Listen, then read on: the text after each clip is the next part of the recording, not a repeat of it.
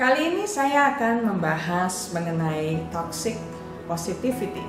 Istilah ini agak aneh karena yang namanya positif, tapi kok toxic? Toxic positivity mengacu pada usaha untuk senantiasa menunjukkan keadaan bahagia dan optimis di dalam segala situasi. Usaha menjaga segalanya tetap positif dan menolak segala hal yang bisa mendatangkan emosi negatif dalam menjalani kehidupan. Kira-kira begitu pengertiannya.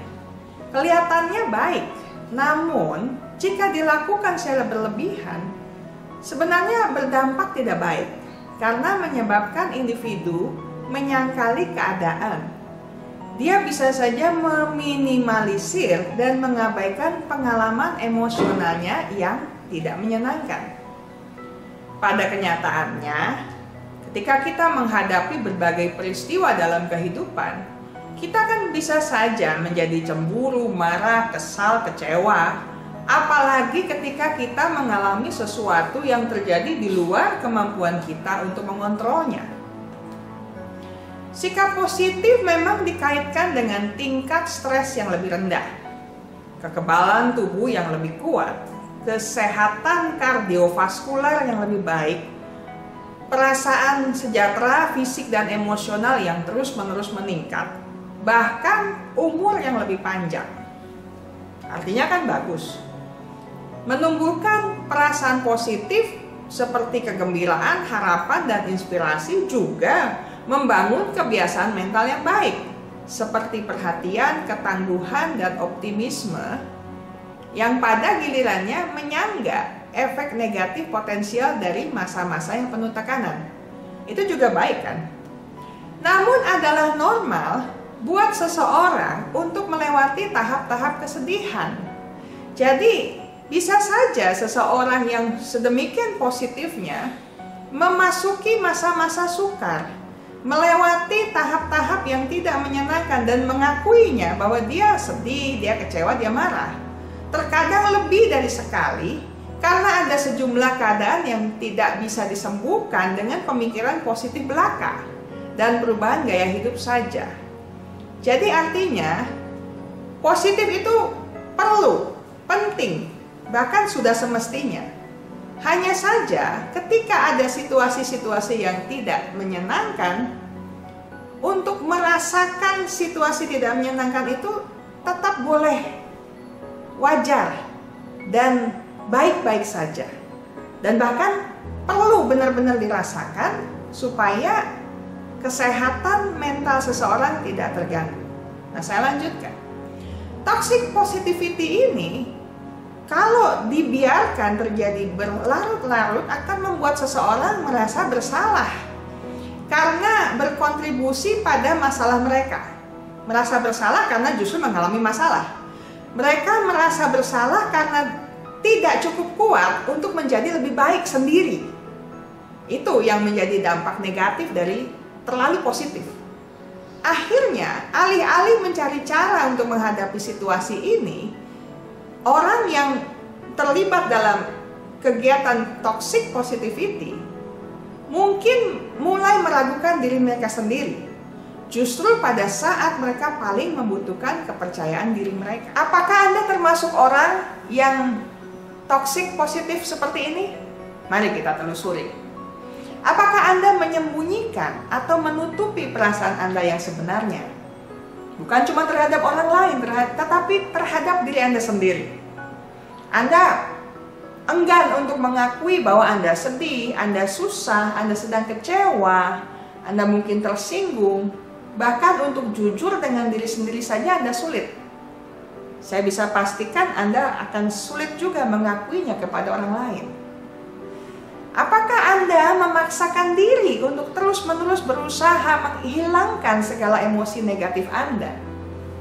Bahkan kalau tidak berhasil menjadi positif, Anda justru merasa bersalah. Apakah Anda merasa bersalah karena perasaan buruk Anda?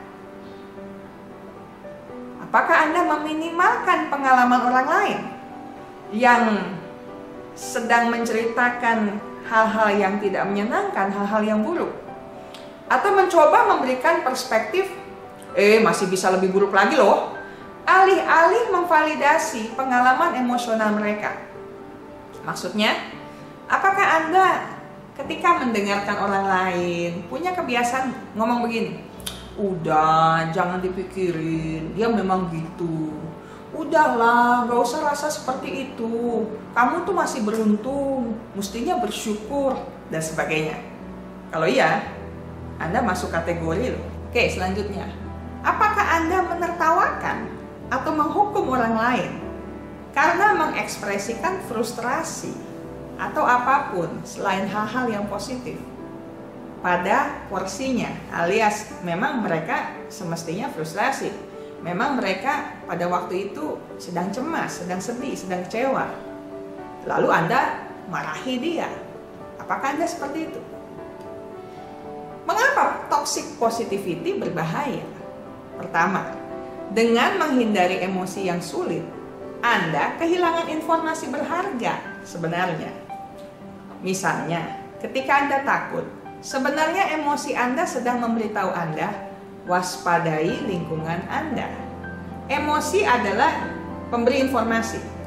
Mereka bisa memberi gambaran kepada Anda tentang apa yang terjadi pada saat tertentu. Tetapi mereka tidak memberitahu Anda apa yang harus dilakukan atau bagaimana bereaksi. Kedua, Anda sedang tidak menjadi diri yang sebenarnya jika memaksakan pandangan positif. Sebagian dari kita tidak berani menjadi jujur dan cenderung berpura-pura semuanya berjalan baik. Karena apa? Karena malu untuk mengakui perasaan yang sebenarnya. Masa iya Anda bisa bilang, oh saya lagi sedih loh, saya sedang kecewa, saya sedang marah, apalagi di Indonesia. Kalau ditanya apa kabar kan jawabannya baik-baik saja. Bahkan yang lebih hebat lagi akan mengatakan luar biasa. Padahal luar biasa hancur, luar biasa remuk lahir batin. Mungkin, tapi kita tidak terbiasa untuk jujur dengan diri sendiri. Dengan menyangkali kebenaran perasaan Anda mulai hidup secara tidak otomatis dengan diri sendiri dan dengan dunia luar. Menjadi sibuk untuk memasang topeng. Saya mau pasang muka apa hari ini? Muka bahagia? Ting. Muka sedih? Dibuang. Muka kecewa? Disimpan. Karena harus kelihatan bahagia, sukses, oke lah pokoknya, oke lahir batin. Anda mungkin terlihat tegar dan kuat dari luar, tapi sebenarnya Anda rapuh. Anda sedang tidak mampu berbuat banyak dan Anda butuh bantuan. Tapi Anda tidak sampaikan itu. Ketiga, terbiasa dengan toxic positivity ini akan merusak keterampilan sosial Anda. Anda kehilangan koneksi dengan diri sendiri. Sehingga sulit bagi orang lain untuk terhubung dan berhubungan dengan Anda. Jika Anda tidak bisa jujur tentang perasaan Anda sendiri, bagaimana Anda bisa memberi ruang bagi orang lain untuk mengungkapkan perasaan nyata di hadapan Anda? Sangat mungkin sebagai implikasinya, Anda pun akan menuntutkan hal serupa kepada orang lain. Kalau Anda sendiri enggan untuk berkeluh kesah, saya tidak katakan marilah terus-menerus berkeluh kesah, tapi pada waktunya, Anda sebenarnya boleh berkeluh kesah. Tapi kalau Anda memaksakan diri untuk tidak berkeluh kesah kepada siapapun, Anda kunci mulut Anda begitu rupa, saya yakin Anda juga akan menuntut orang lain untuk tidak boleh berkeluh kesah. Anda akan gusar dengan orang yang berkeluh kesah dan tidak sudi memberikan ruang untuk mereka bertutur mengenai kegalauan Anda. Kenapa? Karena Anda tidak punya ruang yang cukup juga untuk emosi mereka.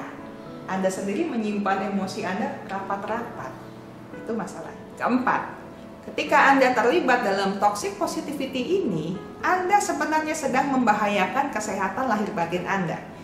Upaya Anda menyembunyikan atau menyangkali perasaan yang sebenarnya berdampak loh pada tubuh seseorang.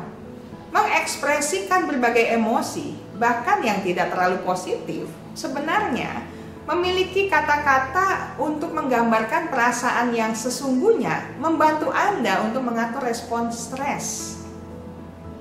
Pada waktunya saja loh ya, nggak boleh terus-terusan tentu saja. Ya, ketika Anda tidak ingin menunjukkan bagian rahasia diri Anda akan membuat wajah palsu. Bahasa kerennya itu persona publik untuk dunia.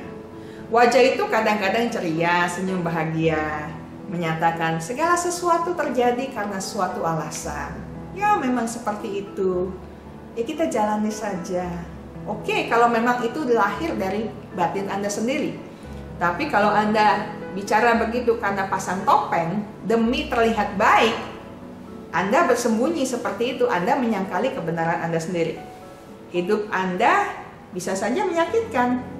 Tapi kalau Anda seperti itu menyelubungi diri, Anda akan menimpakan penyakit itu ke dalam. Jika Anda marah dan tidak mengakui perasaan marah tersebut, perasaan itu akan terpendam dalam tubuh Anda. Dampaknya seperti apa? Oh, banyak. Kecemasan, depresi, atau penyakit fisik. Tinggal sebut, sakit apa? Tergantung bagian tubuh mana yang lemah dari diri Anda. Jadi apa yang harus dilakukan? Pertama, ketimbang menyangkali perasaan Anda dan berpura-pura menjadi sangat positif. Saya tidak katakan Anda tidak boleh positif, tapi kalau waktunya tidak terjadi, Anda jangan pura-pura. Anda perlu mengakui kenyataan emosi Anda. Apa rasa Anda sebenarnya? Ungkapkan, agar Anda tetap waras dan sehat. Penerimaan diri apa adanya adalah jalan menuju kehidupan emosional yang kuat. Menjadi bersemangat memang penting, tetapi adalah berguna untuk menghayati dan mengekspresikan perasaan yang sulit, dan itu tidak mudah. Menerima emosi yang sulit membantu mengatasi dan mengurangi intensitas emosi itu, sehingga sewaktu-waktu tidak meledak.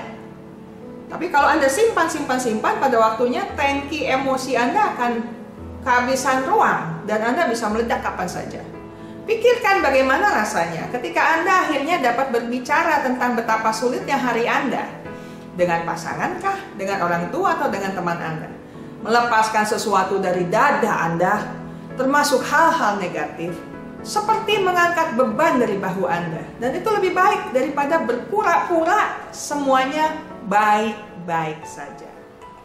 Kedua, ubah kata-kata Anda. Ketimbang mengatakan kepada orang lain, jangan kelewat negatif, tetap positiflah, tetap bahagia. Lebih baik katakan begini, sepertinya kamu sedang stres. Saya turut berduka ya untuk pengalaman burukmu. Bisa kamu ceritakan apa yang kamu rasakan? Saya mendengarkanmu loh. Apa yang bisa saya lakukan untukmu? Atau katakan, penderitaan adalah bagian dari kehidupan dan kamu tidak sendirian. Mungkin Anda bisa tambahkan, saya juga pernah melewati masa-masa sulit. Gak cuma kamu, kita bisa melewatinya. Alih-alih mengatakan kegagalan bukan suatu pilihan, lebih baik mengatakan kegagalan adalah bagian dari pertumbuhan dan kesuksesan. Cerita, kemampuan, batasan tiap orang berbeda, dan tidak apa-apa untuk mengalami ketidakberhasilan sesekali. Jangan keterusan tentu saja. 3.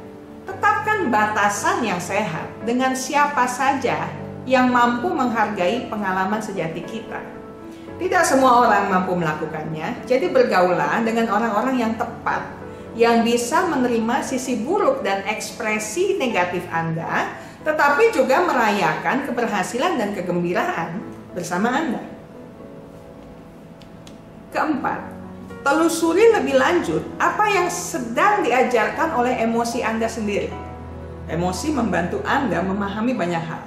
Emosi mengarahkan Anda pada apa yang terjadi, serta menjaga cara untuk menyampaikan informasi kepada orang lain. Misalnya, jika Anda sedih, artinya Anda perlu mencari kenyamanan. Jika Anda merasa bersalah, artinya Anda perlu mengusahakan maaf, baik untuk diri sendiri atau minta maaf kepada orang lain. Jika Anda sedih meninggalkan pekerjaan Anda, berarti pengalaman kerja itu bermakna untuk Anda. Jika Anda cemas untuk bicara di depan umum, mungkin itu berarti bahwa Anda peduli dengan performa terbaik Anda di hadapan publik. Memperhatikan dan memproses emosi saat kemunculannya, kalau Anda jeli, itu dapat membantu Anda lebih memahami diri sendiri dan orang-orang di sekitar Anda. Kelima, pelajari perbedaan antara hal-hal yang dapat dan tidak dapat Anda ubah. Seringkali ada sesuatu yang dapat dilakukan untuk memperbaiki situasi Anda. Kumpulkan keberanian dan keterampilan memecahkan masalah Anda. buat daftar solusi yang mungkin Anda kerjakan dan mulailah mengerjakannya. Tapi ingat, tidak semuanya berada dalam kendali kita. Tidak setiap penyakit dapat disembuhkan. Tidak setiap hubungan dapat melewati ujian waktu. Tidak setiap masalah dapat diselesaikan dalam semalam. 6. Identifikasi, kenali, dan koreksi kesalahan berpikir Anda. Sangat normal untuk memiliki pikiran negatif sesekali. Tetapi kadang-kadang Anda mungkin saja mengembangkan pola berpikir negatif yang tidak membantu. Misalnya, Anda mungkin menganggap hal-hal terlalu pribadi atau langsung mengharapkan skenario terburuk ketika sesuatu tidak berjalan sesuai rencana. Untuk itu, tantang pikiran Anda. Apakah yang Anda pikirkan itu bermanfaat? Apakah yang Anda pikirkan itu benar? Mungkinkah ada pemikiran lain yang lebih baik? Itu yang perlu Anda pikirkan. Ketimbang bergelut dalam pemikiran yang negatif, bahkan makin besar dan makin parah lebih dari yang seharusnya. 7. Terhadap orang lain yang berkeluh kesah. Anda tidak bisa sekadar menghibur mereka dengan kata-kata motivasi atau mengirim video-video lucu untuk memaksa mereka segera berbahagia. Mereka ingin perasaan mereka divalidasi, artinya diakui oleh Anda juga. Mereka ingin didengarkan. Anda tidak harus mengatakan mereka benar. Anda juga tidak perlu menyalahkan mereka. Berempati saja dengan mereka tanpa menghakimi. Tidak perlu memecahkan masalah mereka atau berbagi pengalaman Anda kalau mereka tidak tanya. Dengarkan saja, itu sudah cukup untuk mendukung mereka. Ingat baik-baik, kesehatan mental Anda sangat berharga. Jagalah, pertahankanlah dengan sekuat tenaga. Subscribe YouTube channel Bahas Psikologi dan share linknya supaya lebih banyak orang yang mendapatkan manfaatnya.